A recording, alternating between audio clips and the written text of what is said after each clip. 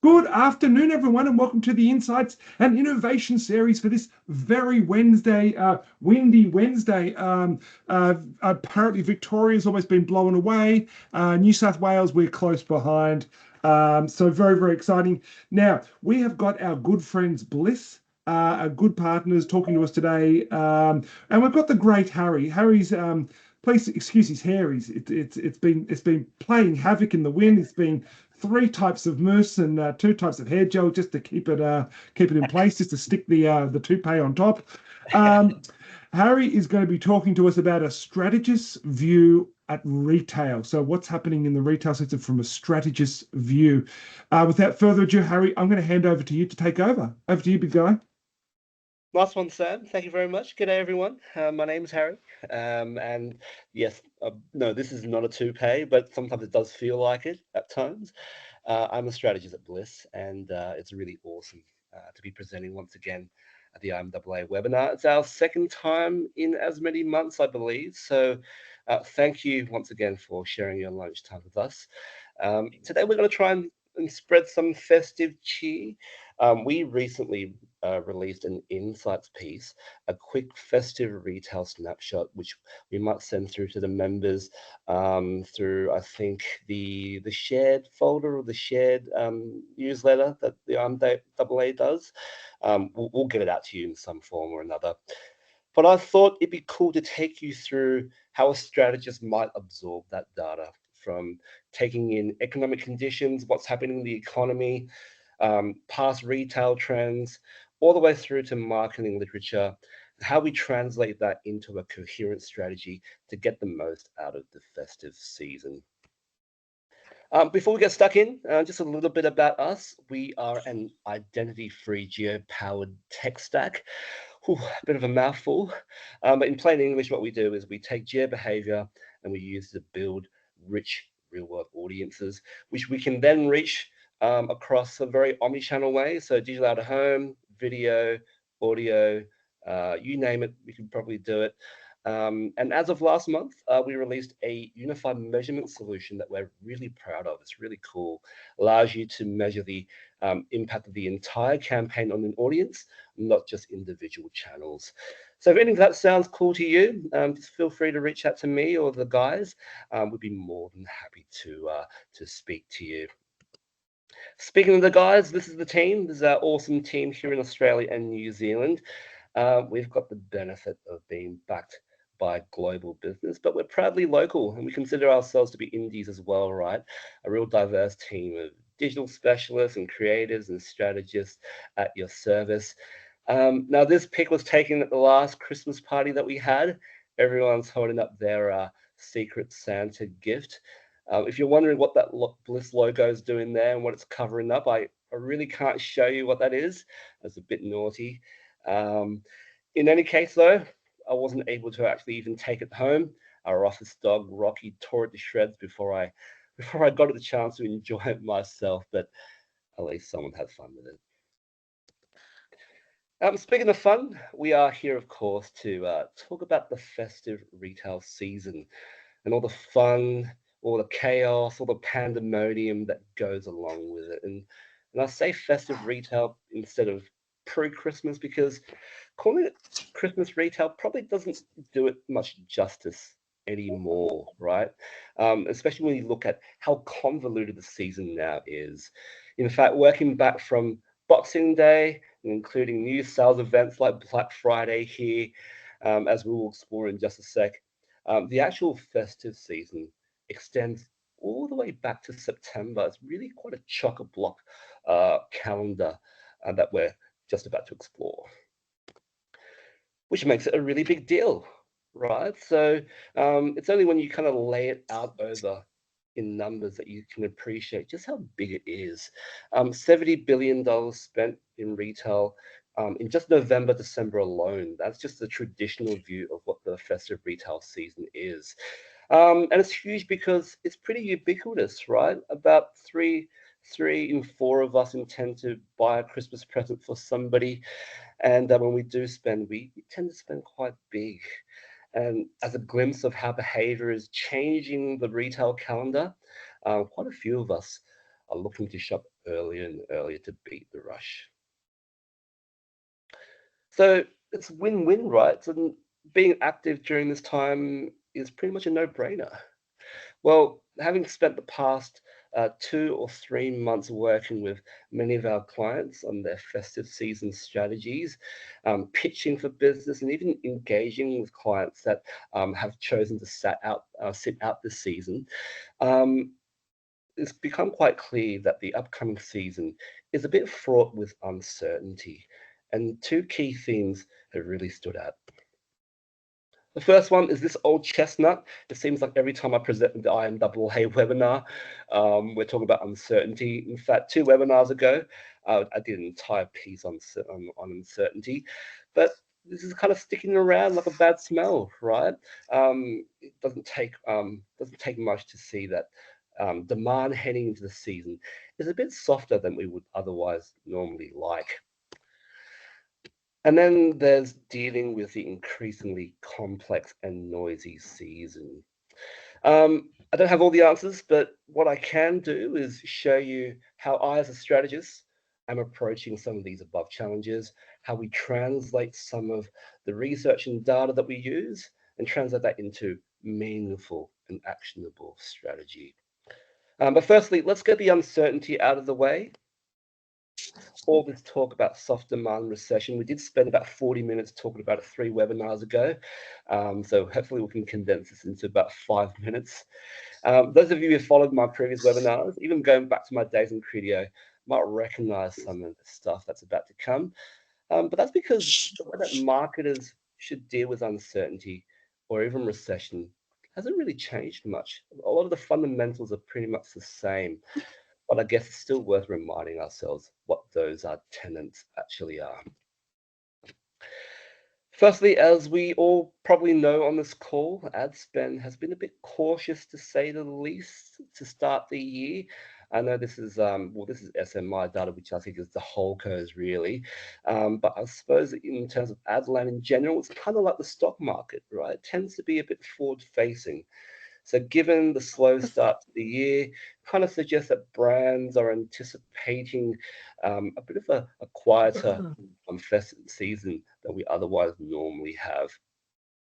But as we'll go over in just a second, slowing down is a big mistake. I thought I'd include this really quickly because this was released, I think, this morning from the IAB. There are some green shoots though, in terms of what we're seeing. The share that retail makes up in terms of internet spend has definitely gone up. So there are certain signs that things are picking up a little bit, which is always good. But on the caution front, why are we cautious in the first place? Well, the numbers and the eye tests and the day-to-day life, experience that we all go through every day suggests that these are quite cautious times, right? We all know about the cost of living challenges that we have. We're all living through it, and that's translating into sentiment and behavior. I've presented this graph across 3 webinars, and each time it's been in negative. So maybe I'm the problem, but sentiment continues to be in the doldrums. But as I always like to show in these webinars, what people feel and what they do can be two very different things. So in terms of household spending intention, this data coming from the CBA research desk, no matter the economic situation, whether it's recession or the pandemic, whatever it is, once it gets to that time of the year, these spiky bits here you see in the yellow, spending intention goes up. And why is that? Well, it's ingrained in our culture, right? Buying and receiving presents, the heuristic and the expectation of getting a good deal during that time of the year, and even the simple result of being bombarded with advertising during this period. Yes, advertising might actually work. So us as people, as Aussies, as humans, as consumers, we can be relied upon to spend during the festive season. Sure, the degree of spend might be higher or lower than previous years, but it tends to be quite a lucrative season regardless of the economic situation. And when you look at the marketing literature, very quickly, the case for reducing spend at any given moment, even in the worst times, is flimsy at best. So, for example, this is a piece of research from the Ehrenberg Bass Institute. Cutting advertising spend in the medium to long term is disastrous, right? But even in the immediate short term here, being inactive almost immediately impacts sales and ROI. In fact, on the point of ROI, this is quite a famous piece of research. It's been proven that reducing spend in a recession to preserve ROI is largely ineffective, right? The savings that you would have by reducing spend is offset by a drop in the revenue that you would have had you advertised. So no net benefit. But those who are brave, however, stand to gain share in a less noisy market, right? Helping you better cut through in the short term, but it also has really, really strong positive long term benefits as well. So, just wrapping up this uncertainty section really quickly, when you put it all together, the choice is a bit more straightforward. The case for being active, for being brave, even during softer than normal festive retail seasons, is extremely compelling, right? So, whether it's the influence of culture and rituals and heuristics on consumer behavior that naturally drives us to spend more during this time of the year, to our very well researched understanding of what works and what doesn't work during a downturn, we as marketers, and especially me as a strategist, we can work under the assumption that participating in the festive season um, is not only viable, but essential. So now that we've gotten that out of the way, let's unpack the festive season of today and see what we're dealing with. And before we do that, we just take a bit of a step back and see where we came from. The festive retail season used to be really, really simple, right? Boxing Day, pre-Christmas sales, usually a month lead into the big day. When I was a kid, for example, I used to love it when Christmas stuff, Christmas decorations started appearing everywhere, especially in shopping malls or libraries or at school. I mean, most people love Christmas, especially kids, but for me, it was really personal, right? My birthday is on November the 7th.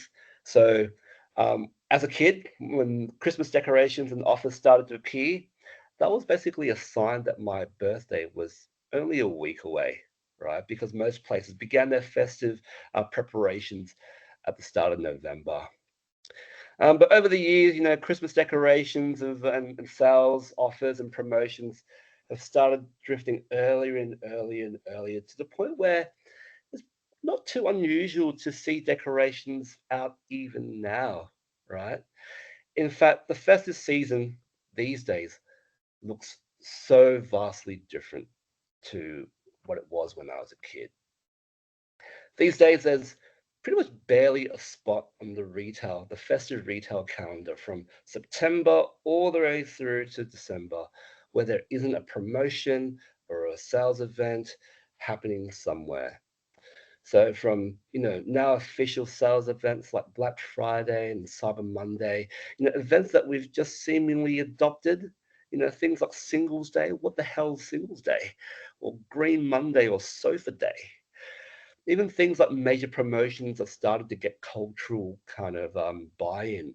Stuff like Afterpay Day, Click Frenzy, you name it. How did all this happen? I'm a massive lefty, so obviously I'm going to blame it on globalization, like I do with most things. But it really does come down to tech and globalization, right? The two really go hand in hand. The internet has pretty much essentially shrunk the world into a global village, where ideas and customs and rituals and habits and events are now not only shared, but they're adopted. As a kid, I never celebrated Halloween at all. It just kind of didn't really exist back in the day, other from aside from TV. But as you can see here, I just can't get enough of Halloween. As everyone on the call knows, e-commerce has completely changed the way we shop, even offline.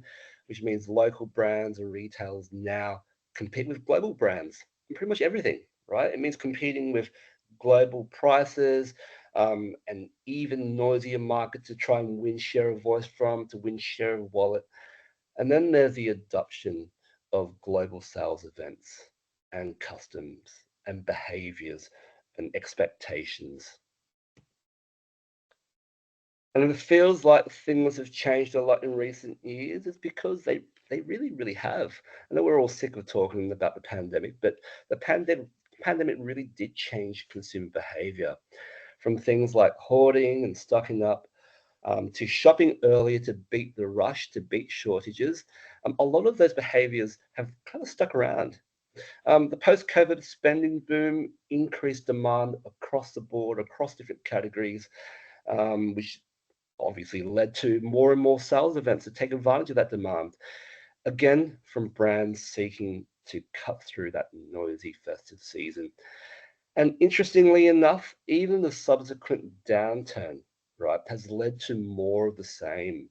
So as consumers reduce spend, businesses are even more likely to offer more frequent sales offers, earlier sales offers to attract customers and cut through the noise of a festive season that's only getting noisier and noisier. So it's any wonder that the festive retail season is as long as and eventful as this, right? So this comes from our own Blis data. This is an index view of retail footfall across a basket of, I think, about 12 retail categories. And again, this is obviously bricks and mortar, but footfall compared to June 2023. And as you can see here, it's a pretty long season, right? So activity starts to rumble with scattered sales events as early as July and August. I think August is after payday, before really getting going around September. That sudden spike in October, I'm pretty sure that's a bit of an anomaly, a data anomaly. We're still investigating that internally to try and work out what that is. So it might actually be lower than what is shown there, for full transparency. But the general story is really quite clear, right? October and November seem to be when activity peaks. And last year, at least, there was a massive drop off at the start of December. So, even from this alone, if you were to take a very traditional view of the festive retail season, just focusing your activity on November and December, you would have missed out on all this stuff here, right? And that's not even to include the idea about how we phase our messaging into the season. Looking to the categories a bit more closely, you can see that not every vertical attracts the same pace of activity, right? So some like hardware and DIY, some like the pets category, take their time to get going in September, whereas some like electronics and footwear and health and fitness uh, get off to quite a quick start. But as October comes along, almost all categories start to see that festive bump, culminating in Black Friday, Cyber Weekend, right? That's really become the biggest sales period of the season. Now, here's a look at loyalty, which here at Bliss is always a revealing look into how consumers are making their choices. So, what we did here was we measured the average exclusive audience across a basket of about 4 categories, which is a bit of a mouthful. In plain English, all it means is the percentage of a brand's audience that visits no other competitor in the same month. So, say for instance, for an IKEA customer, they would not visit. What percentage of that audience would not visit um, another competitor in the same category? And what we found was the deeper into the season we go, the less likely consumers were to shop around in the same category. And we see this across all the categories we measured. Again, it's only 4 categories, but still, these are probably some of the biggest retail categories, right? And which highlights the need to build mental availability ahead of the season, right? So if you were to focus activity purely again on November or December, or even October, it might not necessarily be on that consideration list, right? Before consumers are more set on their choice of where to shop. What about execution, right? So from an execution perspective, the marketing literature is pretty clear about how brands should approach festive audiences or even audiences in general. As we covered in the previous webinar, it's always great to have a loyalty program or a loyalty strategy, but the literature, the research suggests that most growth comes from non-historical buyers of brand or a category. So a strategy that acquires outside of a brand's usual scope is pretty much essential during this period. From a messaging perspective, again, the literature is really clear. This is another famous piece of research from Burnett and Field. Short-term, lower funnel activity produces immediate results, but branding has a cumulative effect, right? So that going back to that long build up of the season, right, it opens up some interesting conversations and possibilities about how we could potentially combine the two approaches in a phased way to get the best result at the right time. And then finally, the long duration of the season really works well from an effectiveness perspective, right? So because the longer a campaign is active, the more channels that we use, the more impactful marketing activity tends to be. So when you put it all together, we pretty much have the ingredients for a very memorable festive season, right?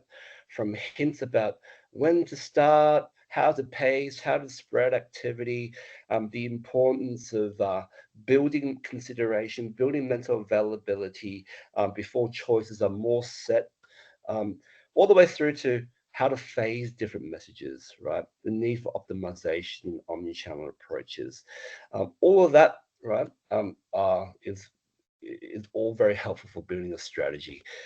So let's explore how we put all of this together in something coherent, something tangible that you could use, not just for the festive season, but for any season. So in our example, let's imagine that we're working with a homewares or a furniture brand, a brand like Adairs or Nick Scali or King Living. We'll keep it nice and broad, so we'll remove things like brand positioning and price points just to make the example a bit more easier and digestible. And given it's the festive retail season, the objective is pretty standard. Maximize sales, make the most of demand, achieve year-on-year growth by X%, whatever it is. So let's take a look at how we can use some of the insights we just covered to inform our strategy. So firstly, time in market. Well, given that it's a long season, there's about a 3 or even 4 month runway there. That immediately tells me that there's plenty of time, plenty of room to measure and optimize, especially given that there's a very discernible peak period in November and October to aim for. So heaps of scope to kind of get things right before the season really kicks off. There's also two kind of clear phases open to us, which suggests that we could split the strategy in two to build more appropriately into that key period. Um, because the category is a bit slower in September compared to other verticals, as you can see here, it's only really around mid-October that activity really starts to kick off. That gives us an even clearer marker for when both phases can begin and end, right? And looking at choice and mental availability, well, as choices are more set from October onwards, there's a real clear need to build mental availability before then, right? We must build consideration ahead of time. So we'll be in the consideration set when loyalty is at its highest and it's harder to get in there. And given the category has especially high loyalty in general, stealing share might be an important consideration for us to factor in there somewhere in in our line items to consider, especially during the peak season in October and November. So if building mental availability is a priority, especially before demand really picks up, then it makes sense for the first phase to concentrate on building that brand, right? Inspiring consumers, giving them a sense of who we are, building awareness, building consideration. And then when demand really peaks, we can shift to a more short-term type of activity to drive conversions.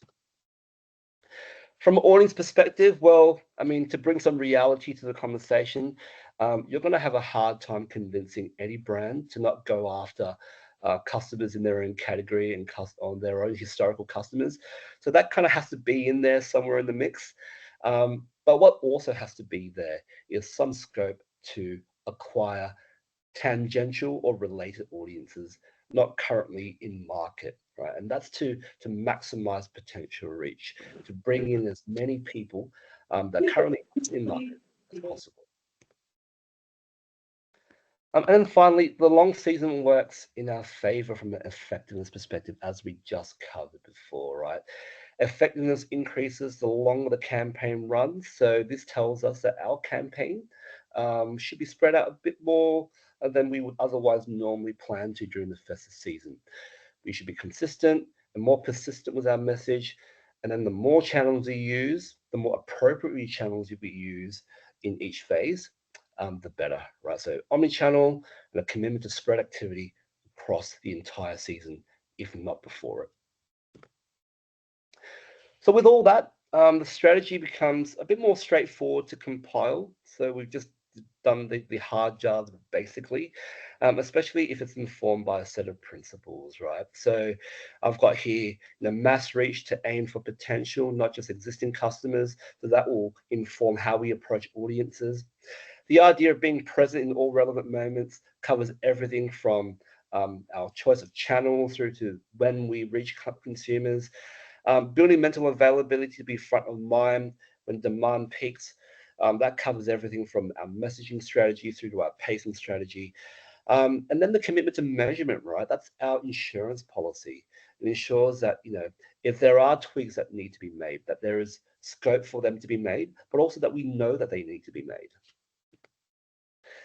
So from here, the strategy writes itself, right? So starting from an audience perspective, our core home and tender audience or our homewares audience will be supplemented by a set of satellite audiences that seek to replenish and constantly acquire new potential shoppers not currently in market, right? We will have two distinct phases with very distinct purposes. So the pre-season from July through to maybe mid-October, that's all about building that mental availability, right, with branding. So whilst the in-season phase aims to convert when demand is at its peak, we would have built up to that in the pre-season. The messaging and creative strategy corresponds with each phase. So the pre-season is all about inspo, all about branding, evoking an emotional connection with the audiences, making them aware of the brand, building consideration, and even intent. And then the in-season creative and messaging is more direct, right? Here's where we introduce things like offers, promotions. We introduce things like call to actions, directions to the nearest store, and even things like competitive conquesting. The activation piece aims to use channels, time, and context appropriate for each phase. So the pre-season is all about that lean back and hitting those lean back moments. So hence the use of CTV, video, and social.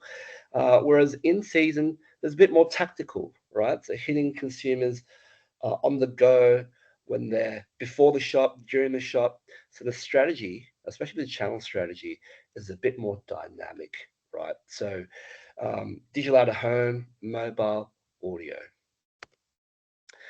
And underpinning the whole thing is our measurement piece, right? And again, broken out by the different phases. So the pre-season is all about measuring impact across the funnel, especially on consideration and intent, and then being able to fine tune as we go.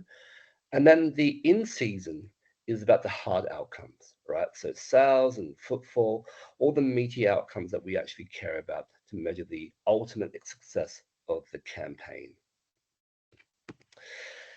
So here's how we would all bring it to life, right? In something tangible. So starting with audiences, as we covered before, we'll have a core audience of home and furniture people, but then we'll supplement that with adjacent audiences, right? So demos and lifestyles and shopper groups that are highly likely to enter into consideration for that particular category. And then we're going to take those audiences and reach them, depending on the phase, in the appropriate moments. If we're talking about moments, we're really talking about time and context and channels, right? And obviously, as we all know, there are different devices or different channels that are more appropriate for different moments. So we're going to tap all of that into the one activation and strategy.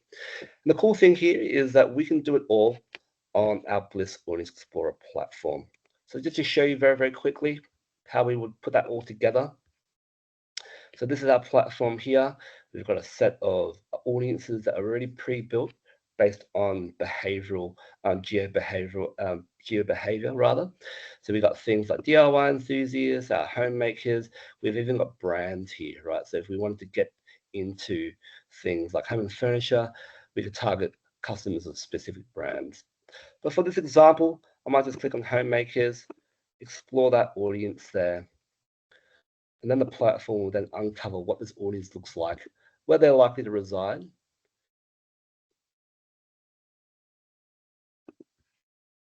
And then we can segment the audience based on things that make them a bit more pointy or make them a bit more general, depending on the need.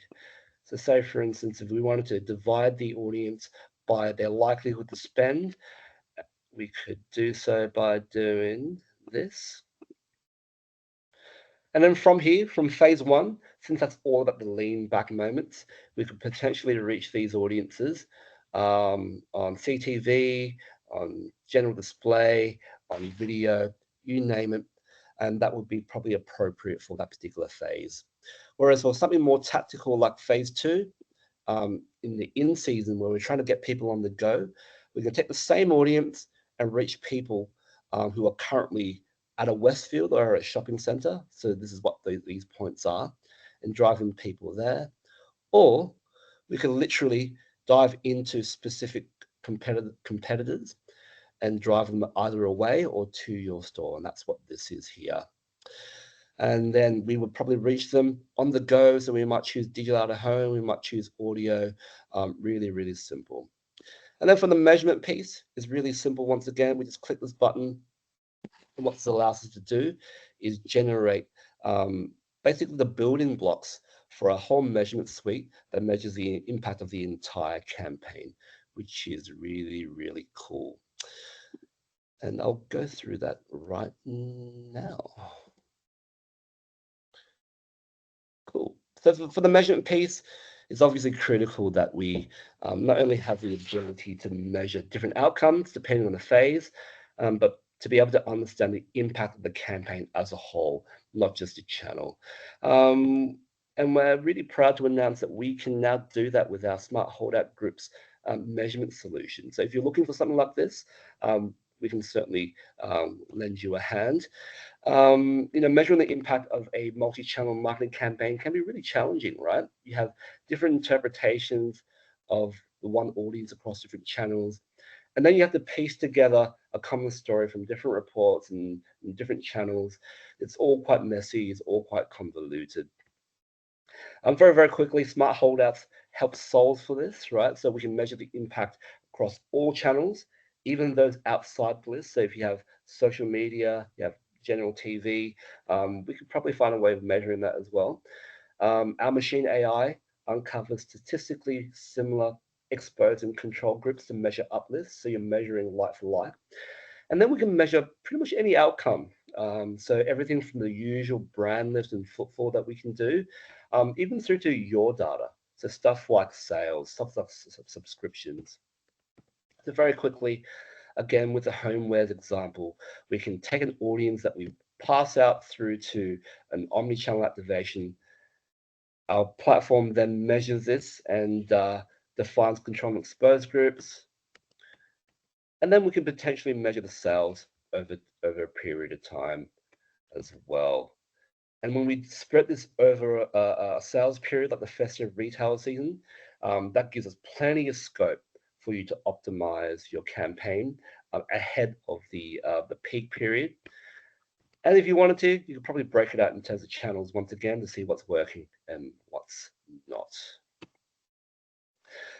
that's pretty much it, right? So from a strategy perspective, using data and research, using marketing literature, it becomes quite clear that when it comes to the festive retail season, it really helps to start earlier, right?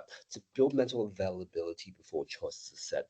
I've had so many conversations with strategists and planners where their entire focus is on November and December, whereas as the literature shows and the data shows, building up to that period is essential, even if your category doesn't experience peak demand until that period.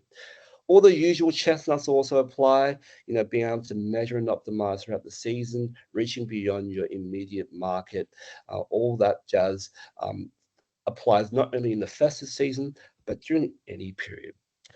So after this call, I think one of the guys is going to send through, I think via the IMAA, I think, a snapshot of some of these insights so you can have them on file.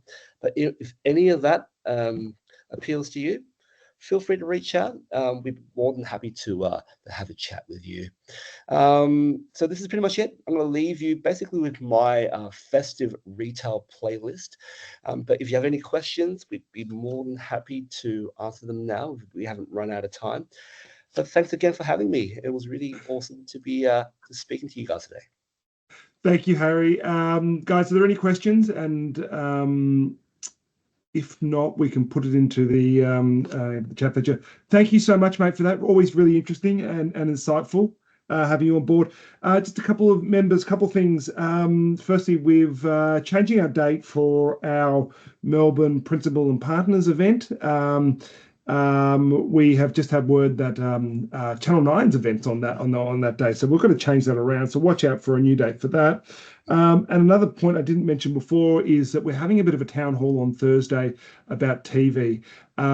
We believe there's a better deal that could be organised for indies, and we want all of our members that buy TV, whether it be BVOD or lineal, to attend, so we can get an idea of the census and get support, so we can start going back with a few more firmer numbers around where we sit as a sector to negotiate a better deal. So this is our really big move for the IMAA. So we look forward to having as many indies there as possible. Thank you, Harry. Thank you, Blis, for your support. Thank you, members, for tuning in. Have a wonderful, windy Monday, and we'll talk to everyone soon. See you guys.